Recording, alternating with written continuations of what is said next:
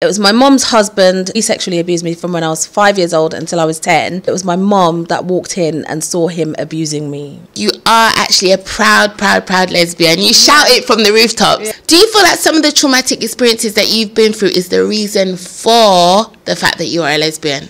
Hello and welcome to another episode of Conversations with Kadisha, and today on my show I'm very excited because I have a mother, an author, a published poet, a lady that's been through childhood abuse, a survivor, and she's been through so much, and she's here today to speak to me, and I'm so excited to introduce Andreena Leeanne. How are you?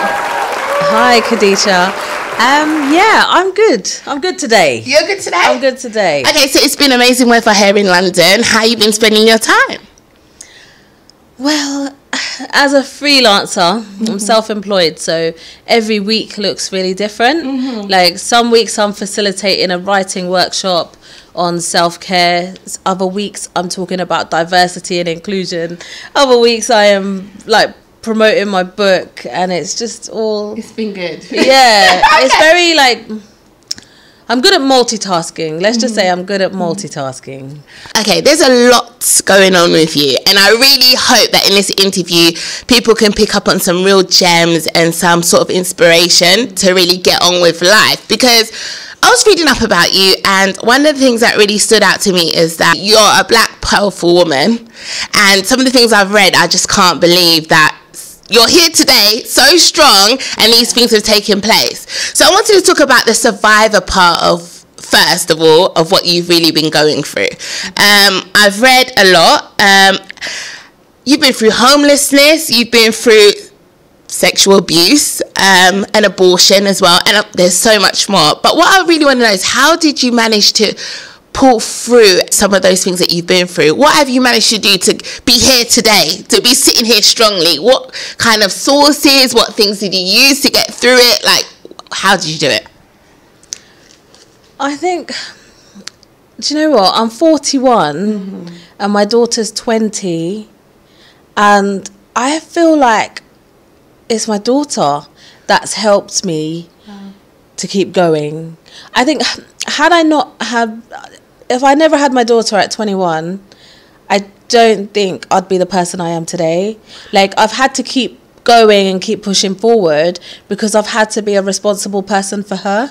So I think ultimately she has been the reason why I'm still here today. Yeah. And also, I think not just putting all the responsibility on her, but like I have quite an optimistic outlook on life. Right.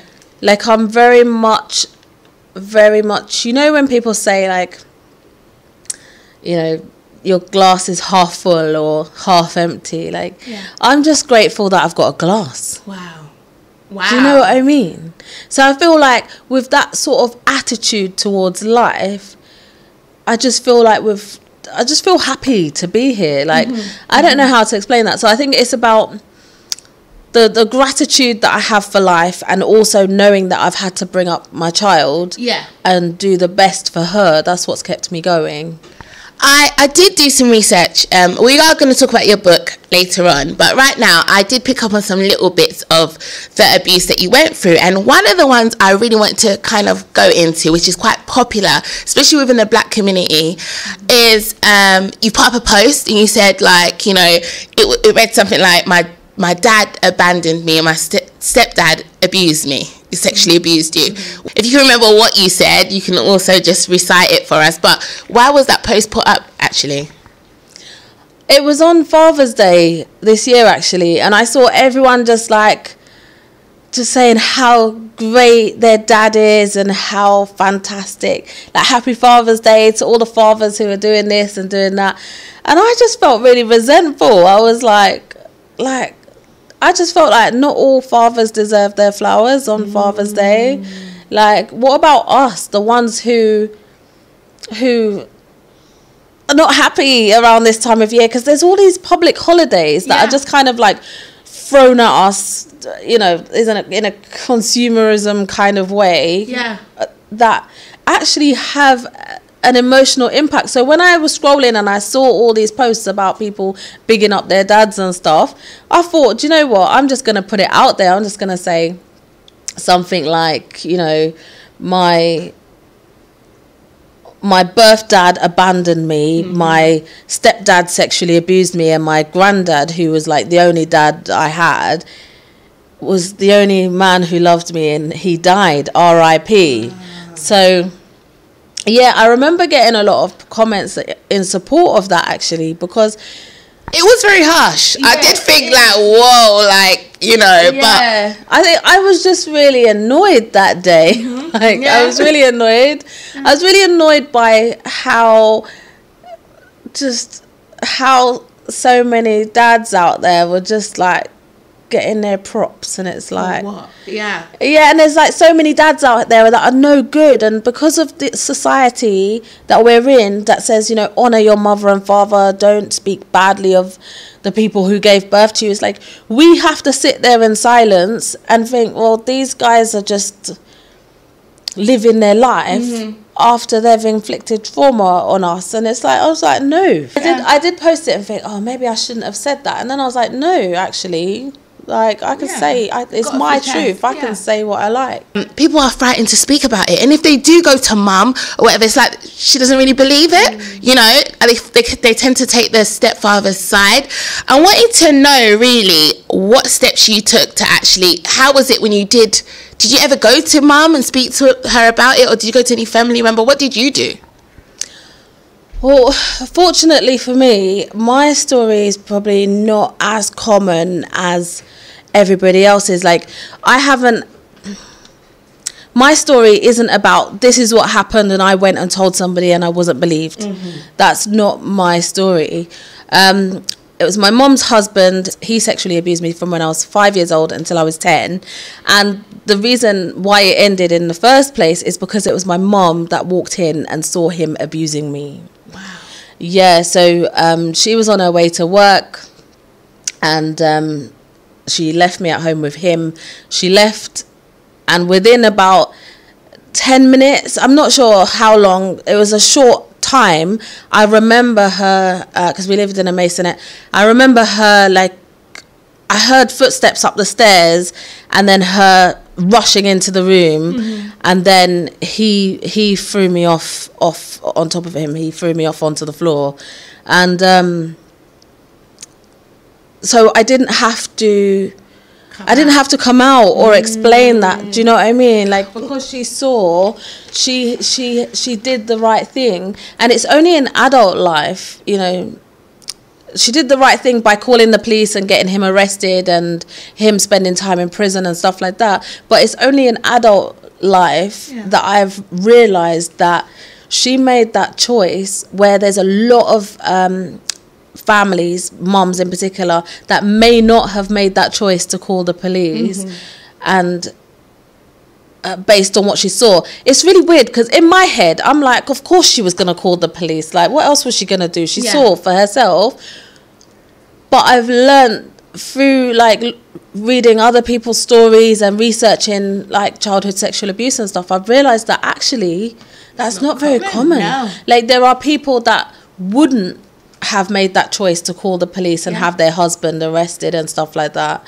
I'm not actually sure why my mum made that choice based on the actions she took afterwards. Right. Okay. So she always blamed me for ruining her marriage. She always, we had a really turbulent relationship, and I was always that child, you know, that child that's like the bad one. Like, I was always, do you know what I mean? Like, there was always something wrong. It was like, even when I came out and said to her that I'm a lesbian, she was like, oh, what's next with you? Like, it was just like, it was like that. Yeah, and we had like a really up and down relationship. And she always battled with the fact that she was a single parent because of me. Yeah. Was she the only child? I had a brother as well. He's disowned me because he's homophobic and he doesn't believe that two women should bring up a child. Yeah. But he I don't want to say that he was abused as well, because I don't know. He has always been very quiet, very shy. He never had many friends. Like, he was always very different growing up. So I don't know what his story was with him. And in our household, we never spoke about it. We never spoke about anything. Yeah. I just went to school as normal. The school knew about it. I had counselling, like, I wouldn't even say it was counselling. I had some woman come to the house and take me to McDonald's and stuff like that, and ask me if I'm okay. But that wasn't it. That didn't really work, because because at the time, me and my brother were very close, but we didn't really talk about stuff. So the reason why the therapy or counselling or whatever you want to call it stopped is because I said to the woman one day, I was only about 11 years old, and I said to the woman, like, why can't my brother come to these meetings? Like, you always take me to McDonald's and we sit down and chat, but my brother can't come. Like, why can't he come? Yeah. And she was like, well, it's not for him, it's for you. And like, you know, these are about you. And I was like, well, I don't want to see you anymore. And I just left. Wow. Yeah, I was like, well, I don't want to, if my brother can't come, then I don't want to be here. And then that was the end of that.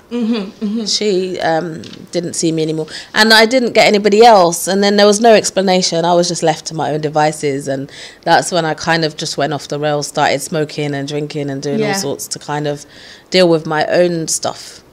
Okay, just quickly, before Mum found you though, is that the first time it happened, or was it like it was happening? It was happening. So were you thinking of letting her know? Do you know what I mean? No, definitely not. Okay. I don't even know if I knew there was something wrong. Like, I knew that it was like our little secret sort of thing, but I don't have the language to talk about how I felt at that time. Like, I don't know. I know that I was 5 years old, and I know that it was continuous until I was 10 years old. And if it wasn't for my mom coming in to see what she saw, it would have probably still been going on long after that. So I guess most people watching are thinking, so what happened to him in the end? Like, did he go to prison for it? Is he just free? Like, what happened? Well, we moved house. He did go to prison. We moved house. Mom did continue to see him in prison. She accepted gifts from him. And, like, I never saw him. Up to this day, I'm 41 and I've never seen him again since. Although I do know that she did see him not long after he was released from prison, because somebody that... you know, a family friend that I'd bumped into said, oh, I saw so-and-so. And I was like, oh, I was really taken aback. And I was like, where? And then she said, in Neasden Shopping Centre, in your mom's car. And I was like, I could not believe it. I could not believe it. Like, that was a revelation to me at that time. And I was about 14. 14. Yeah, it was really difficult. It must have been hurtful for you as well, because it's like, that's my mom. Like, you should have my back, really. Like, do you know what I mean? Yeah, it was really hurtful. And I've never really understood it. Like, I've stopped questioning. I've stopped asking questions now, because my mom's not in a place to talk about it. And the few times that we did try to talk, she was very upset and she started crying, and I had to leave it because she was really emotional talking about it and stuff like that. But in any argument, like, it would be easy for her to say, oh, you ruined my marriage. And especially when I was in a relationship, she found that very difficult, because it's like, how can I have a decent relationship and she's just on her own? And there's been a lot of resentment. It's been really difficult. It seems like you talk about mum a lot, because first of all, thank you so much for sharing that with us, because people are just not so open, and I think that's one thing I love about you. You're just open. You're like, I don't know, like, you're just speaking out for some of us ladies that would never say what you would say. I read also about at 17 having your abortion, and it kind of gave me the impression that you didn't actually want to do that, but your mum pressured you to do it. How was that for you? And because there's a lot of women that get pregnant at that age, and their parents do make that decision, and it's kind of like, well, we have to live with that decision. So, like, how did you feel? Because you wrote a lovely poem. I don't know if it was really a poem. It was like about, in your book, which we are going to speak about. You had a little segment in it that you posted on your Instagram about kind of, you'd have been 22 now, you said. Something like that. And yeah. I I think that was so beautiful. I did actually try to recite the words, but guys, but in the book, right, the poem's called Abortion. It's on page 12. It says, "You would have been 22. I never stopped thinking of you. You live on in my mind, my unborn child. I too was a child. You deserve more words than this. You deserve to live." And yeah, it's the shortest poem I have in the book. But yeah, I remember, because I got pregnant when I was 17. And I thought I had food poisoning or something. I don't know what happened, yeah, but my mum took me to the hospital. We went to the hospital. They said I was pregnant. And straight away, my mum was like, "No, you can't have this child. You're too young. You're 17. You've got your life ahead of you," and all of that. And looking back to all of these things where she has said, you know, don't speak about this, don't do this, don't do that, da, da, da. It's all been to safeguard herself. Like, she's always, in the back of her mind, this woman, all she thinks about is what other people think. So you felt that maybe embarrassment or like sort of, she don't want to be a grandmother, you said, I think. Yeah, she didn't want to be a grandmother. She said she was too young to be a grandmother. Because I think she had me when she was 23. Oh, wow. Which means that when I was 17, oh gosh, my maths isn't very good, but like, she would have been a very young grandmother, and she was not having it. She was not having it. And because we grew up in such a strict religious Christian family, it's just like there's very much about what other people think and the perception of how we look and all of this stuff sort of like wrapped up in why we don't speak. Do you feel like you regret that though, or are you okay with it now? It's kind of gone to rest. I don't regret it because my daughter now, she's 20. So I would have probably had 2 children. I don't know. You just don't know. I don't know what life would have been.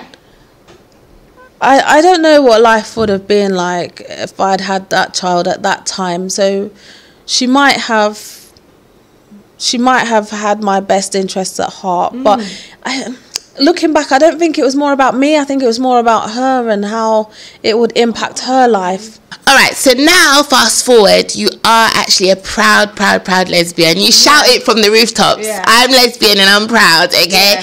Do you feel that some of the traumatic experiences that you've been through is the reason for the fact that you are a lesbian? Do you know what I mean? Because you did have a daughter, so you weren't actually in relations with a male before. What happened? What was the change and the shift? Do you know what? I've questioned that myself. Like, I've always wondered whether the reason why I'm a lesbian is because I was abused. Like, but I don't know. I can't explain that. I know that growing up, I was very boyish. I was very like tomboyish. Like, I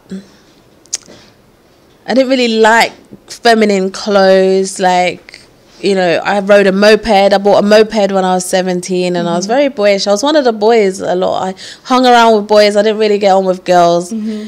And even before coming out as a lesbian, people used to like assume that I was a lesbian anyway. Wait, when did you actually think, okay, I'm really attracted to the same sex as me? When did you actually realize that was happening? Well, I came out when I was 22, something like that. And so going back, I got married at 19. I had my daughter at 21.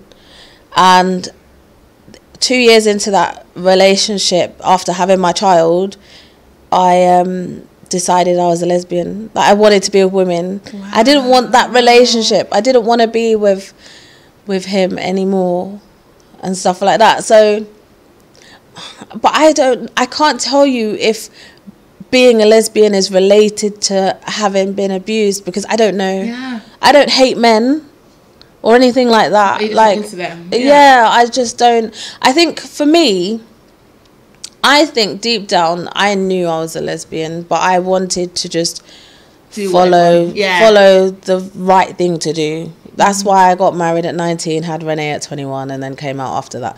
So it was mainly to please everybody else. Like, what's your background? My mom's Jamaican and my dad's from Antigua. The reason why I ask that is because in the Caribbean there's a big stigma around like being a lesbian or being a gay man or whatever. So you coming out and telling everyone, what was that like for you? Well, when I told my mom, she was like, oh, what's next with you? You'll grow out of this. It's only a phase, blah, blah, blah. And then a couple of relationships later, it hasn't been a phase. And, you know, I'm 41, so which means I've been a lesbian for probably nearly 20 years or something like that. So this is not really like not a phase. Yeah, because I've realized lately, like, actually a lot of people are kind of dabbling now. It's like they're dating a man 1 minute and then they're with a woman, and then but with you it's quite cemented. It's like, no, I'm definitely just a lesbian and that's it. Yeah. Okay, so you do a lot within the LGBT community, open nights, bringing people together. You work so hard within it. Like, what's the vision for that? Like the LGBT, the amount of stuff you do for it and within it. What are you trying to? What's the vision, basically? Well, it was around 2014 that my partner Jermaine, because remember, you see me now and I'm talking about all this stuff and I'm very open, but I haven't been as open. I spent 30 years being silent about my stuff.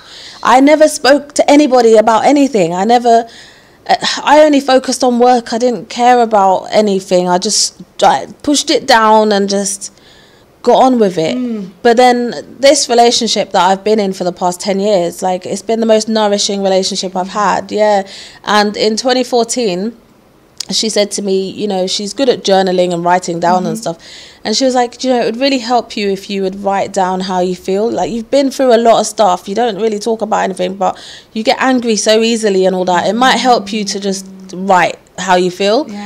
Anyway, I took her up on her advice and I started writing, and I just wrote loads of stuff, and then I was going to poetry nights to perform my stuff, and I realised that there was only one other LGBT poetry event, and it was very white. It was very white. So I decided to create Poetry LGBT Open Mic Night in 2015, and that was to encourage others to write and other people to perform. And for me, before writing, I used to be very self-destructive. I'd drink a lot, smoke a lot. And it was around the time when I had already given up smoking a few years ago. So when she introduced me to writing, it was a new concept to me that really helped. It really helped me. And I thought, right, this stuff is really good writing, and we can help others to write and perform. So before your partner, you wasn't doing poetry? No, it wasn't writing nothing. Didn't write nothing down. Didn't write nothing down. And the reason why I didn't write anything down, because going back to when I was like 15, my mum found my journal, and I hate my mum at the back of the journal, and I don't know what she was doing in my room, but she found it, and she was like holding it and waving it at me when I came home from school, and she had trashed my room. Like, I had all of these, back in the 90s there was these magazines called Black Beat, Right On and all that, and I used to buy them, and I used to put all the posters all over my wall. Word up. Word up, word up. And I used to like take the posters out, put them on my wall. My wall was covered in these posters of like music. I used to love music. Anyway, my mom found my journal. She saw, you know, what's this about? You hate me, blah blah blah. She had trashed my room. She tore down all my posters. She said, oh, it's these devil people you're worshipping, that's why you're so disrespectful to me, blah blah blah. And because of that, I never wrote anything down again. That stopped me from writing, because I thought, if I write something and someone sees it, then it's all over for me. Yes. And journals were quite popular though with females back in the day. It's like you'd have it with your little padlock, and then you start but it's more of a diary rather than like it was like my little diary that I used to like write stuff, and I used to hide it under my bed. And she found it and trashed my room, and I was just like, wow, this woman, nightmare woman. But it changed the course of how I would express myself. I then went inward and thought, I'm not going to talk to anyone about anything.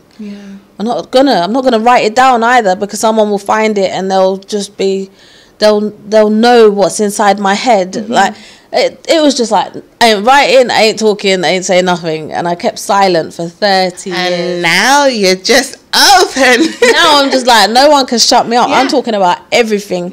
So it was only during the pandemic, actually. We are going to get there. Hang on. I got a lot to go through, girl. Okay, so you were shortlisted for the National Diversity Award for LGBT. How was that? How was the whole process of that? And how do you feel about being shortlisted? And yeah, it was a shock to me to have been shortlisted, because I don't do stuff for any accolade or anything like that. Like, if something has helped me, I try and pass that knowledge on to help others. Like, and I've never won anything. So when I was shortlisted for that National Diversity Award for Positive LGBT Role Model, I was like, wow, actually people are taking notice of what I'm doing. Like, because I just do stuff. I don't think, oh yeah, let me just do that so I can win an award. Like, no. Listen, reading up about you, I think you're amazing. So yes, you need to be up for much more awards. Wow. Yeah, I didn't win the award, but it was nice. Went to Liverpool, to the Liverpool Anglican Cathedral. It was all fancy. Had, like, 3-course meal with, like, all this fancy food and all that. It was lovely. Wow. It was really nice. I took my partner, my daughter, my best friend, Charisse, and we had a really, really lovely time. I don't want to touch on your daughter too much. I did get her name was Renee, though. Yeah. How does she feel, though, about, like, you being her mum, being a lesbian? Is she all right for it? Is she good with it? How does she feel about it?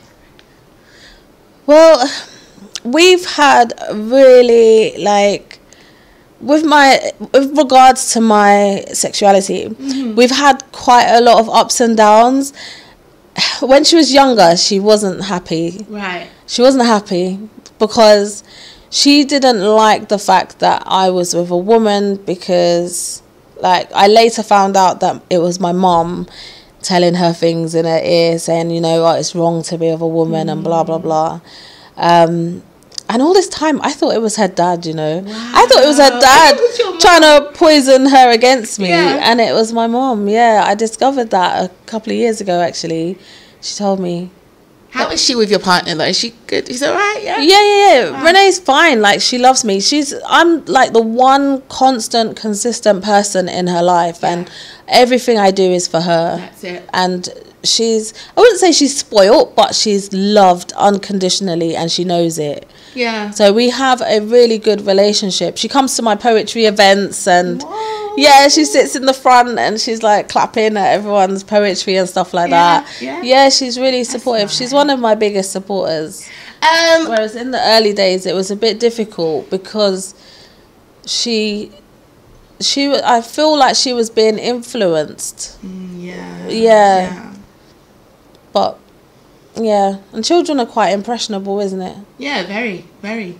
Can I ask a question? I guess people want to know this, because, like I said, people dibble-dabble from men to women now. It's very open. It's very... You see it all over the TV screens now. We were watching TV and then we see, like, 2 men kissing. So, like, even if you ain't for it, you're going to see it now, especially in the UK. Maybe not in the Caribbean, but in the UK. But what is the difference, I guess, between... Because you dated both. So, what do you think is the main thing a woman gives that maybe a man doesn't give? Do you know what I mean? Is it more affection? Are they more loyal? Like, what? Because women are quite loyal anyway. So if you're dating another woman and that's loyalty, it's like, what do you think? I don't know. I don't know the answer. I don't know the answer to that, because as far as I'm concerned, like, love is love, innit? And I feel I've been fortunate enough to have had partners that have been very loving and loyal to me and nice to me and stuff, because I've always been mindful to not pick people who are going to hurt me. So I don't usually give people any chances, like, one strike and you're out sort of thing. So I've always had relationships where people are good to me. Good. So I can't say it's because one's more loyal than the other. It's just more of a sexual attraction thing. Like, I'm more attracted to women. I just had to suppress my feelings because I grew up in a time where there was a law called Section 28, where homosexuality was forbidden from being being taught in schools and promoted. You know, the Conservative government made sure that it was illegal to promote homosexuality. So I grew up in that time where it wasn't like it is now. I grew up in a time where I'd listen to really homophobic music. I used to listen to bashment music, and they would talk about, you know, they call it murder music. They used to Buju Banton. Buju Banton, exactly.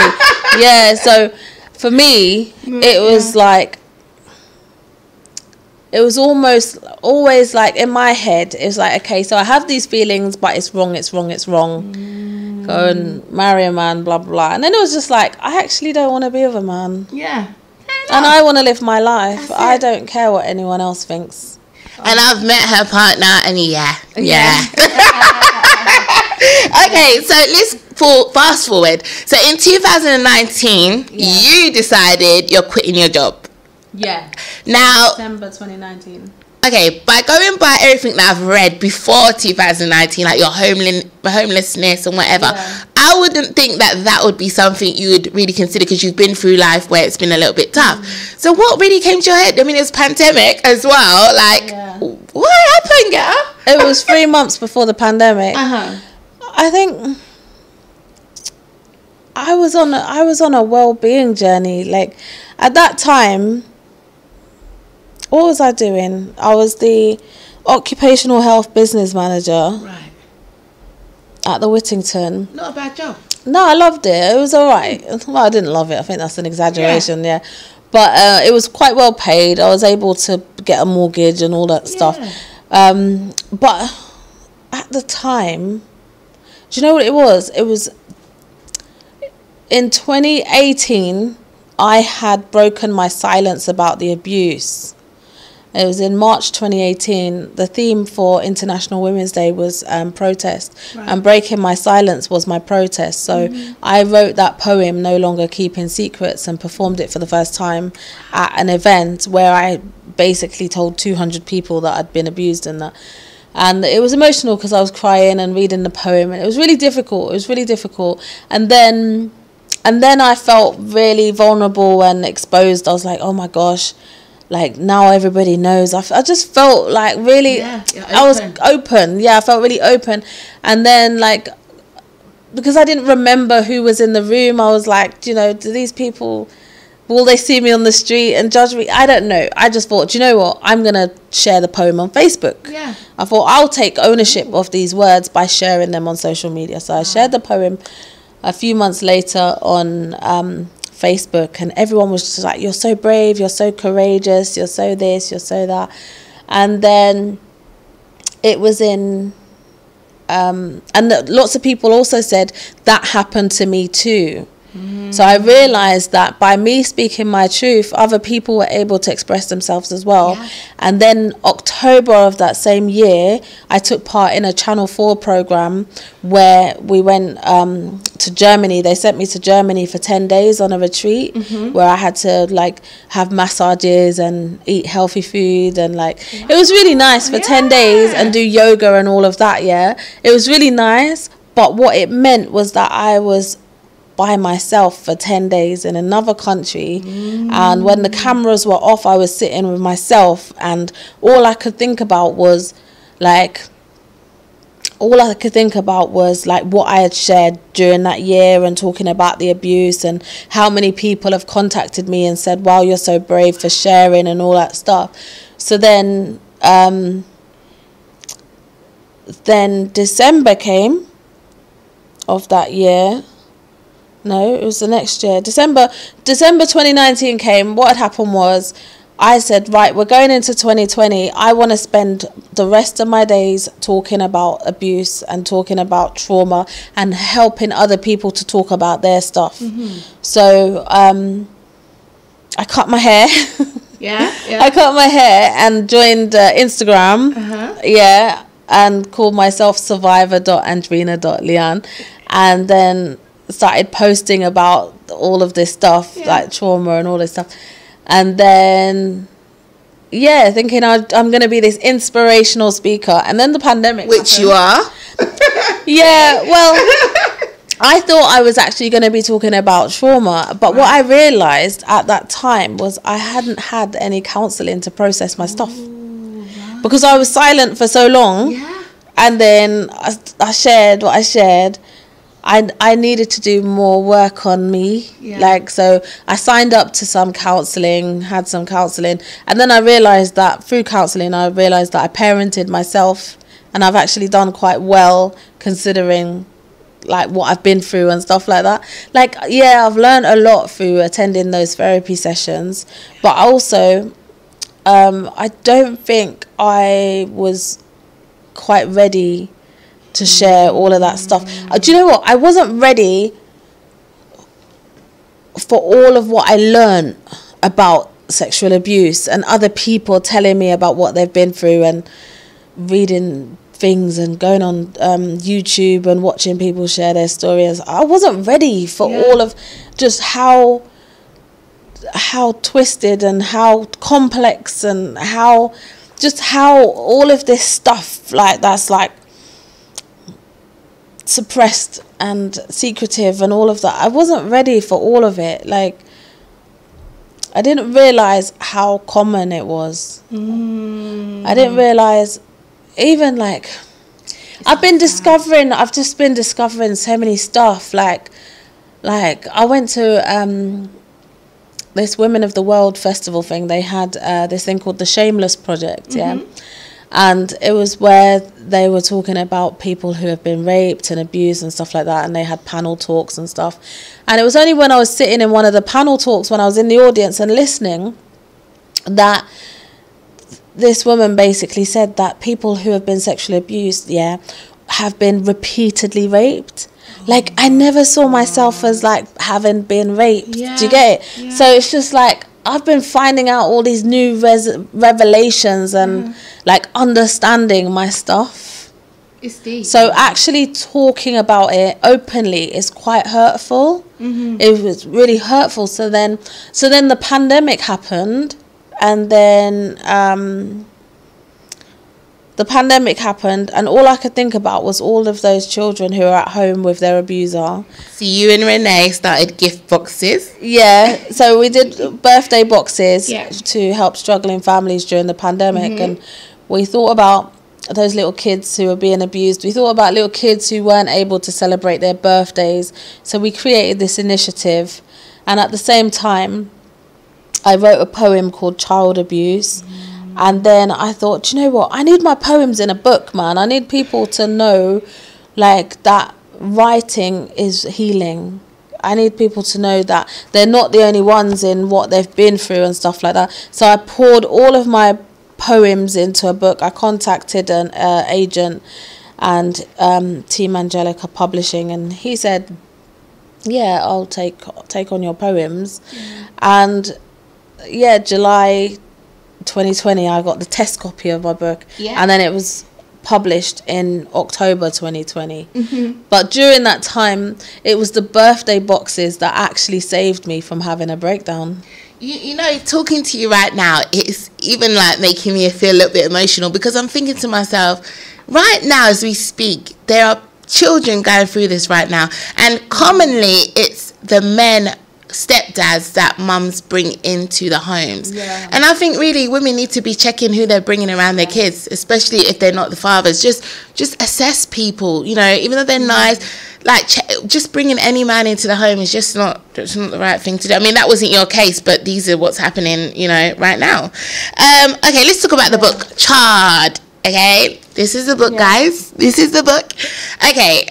Right, Charred is out now. How is it doing? Are people getting feedback? What's happening? Yeah, so Charred was published by Team Angelica in October 2020. It was shortlisted for a Polari First Book Prize in 2021. And it's doing really well. Like, for a poetry book, it's doing really well. But I think it's doing well because it's quite unusual for a poetry book. So, like, I've got my poems in there, right? But it's also like a gift to the reader to start writing their own. So it's got lined pages for the reader to start writing their own stuff. and there's notes on self-care. Like, people always say to me, oh, you look so well, you know, you've been through all of this stuff. You really do. You've been through all of this stuff, like, what keeps you smiling every day and all that. So I've got a list of self-care things that I do, and then there's also useful contacts, a list of useful contacts at the back. Yeah, so that if what do you want people to gain from reading this though? What do you want them to gain? Is it to inspire? Is it to look into their self? Is it to be open and honest like yourself, speaking publicly, open? What is it that you want to? I want people to start writing as a form of therapy. That's what I want. Like, at the back of the book it says, if they're not already doing so, I hope to inspire the readers of this book to speak and write their truth. We don't have to be qualified writers to write down how we feel. Honesty is the only qualification for this kind of work, and we don't have to share it unless we want to. This collection is called Charred. Think of a piece of wood that has been exposed to the flames. You may think of it as damaged, and it's true, it has been burnt and blackened, but it's still resilient and much stronger after going through this process. Okay, I understand everything, that's amazing, but I think, you know, when we were talking about your mum finding what you had written, I think that might be a fear of why most people are not writing, because if they open up so much on pieces of paper or journaling and someone finds that, that's coming out of them. So that I think there's that bit of fear that might be in relation to why people are not writing. What do you think?